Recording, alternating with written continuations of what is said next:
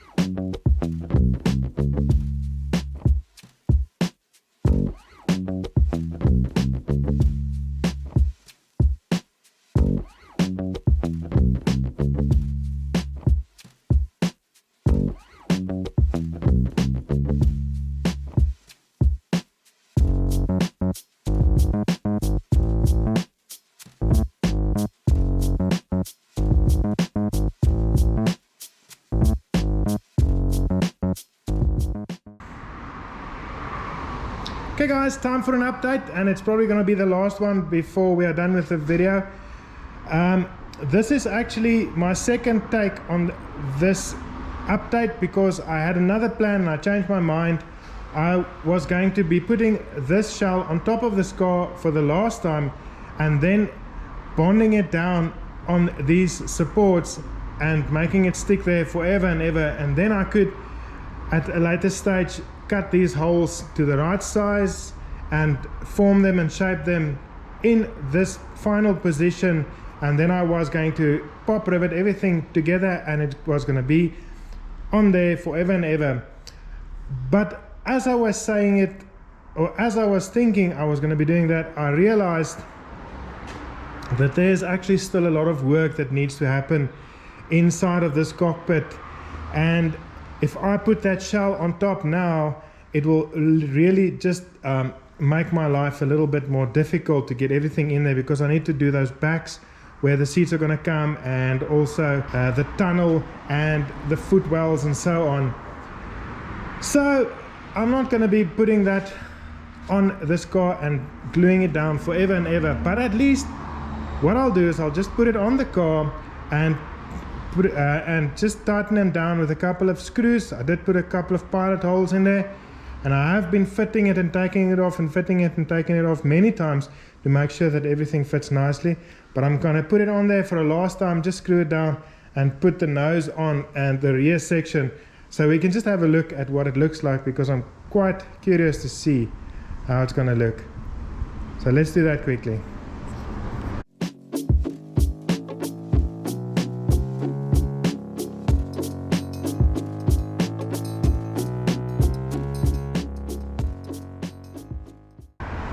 Guys, there we go. Beautiful. Still a lot of work that needs to happen here, and we still need to put some shape into this flat piece of aluminium. But guys, this is basically it. As you can see, these openings are much smaller than they should be, so it makes it look a little bit crooked. But guys, this has been a very fruitful week. Even though it doesn't look like much now, you can just see the top. There's a lot that happened inside the cockpit, as you guys saw. And guys, I've got to be honest, even though it might look like it was just a couple of hours work that I did, it really is, for me at least, quite a challenge to make sure that everything goes where it needs to go. So I do planning days and even weeks ahead before I start fitting these things, and I've honestly spent hours and hours and hours with every single piece of aluminium that I put in here, and made sure that I was 100% sure before I put it there, and then I could just roll the camera so that you guys can see the progress. But it really does take much longer than YouTube would make you think, well, at least for me, to have done this work that I did. But I'm very satisfied with everything as it stands now, and I think that we are building this thing from the bottom down correctly, and it's going to work out the way that I want it to, which is beautifully. And that's going to be it for this video. Like I said, loads done. I'm happy that most of the outside work has now been done. Now we can start working on finishing off, and I think next week I'm probably going to continue on the cab on the inside by the firewall and by the rear section where your head is going to go, and maybe cut these openings to where they should be, and then glue this shell finally in its position and pop rivet it down. But guys, thanks for joining me once again. I hope you enjoyed this video, and I will see you next week. Cheers!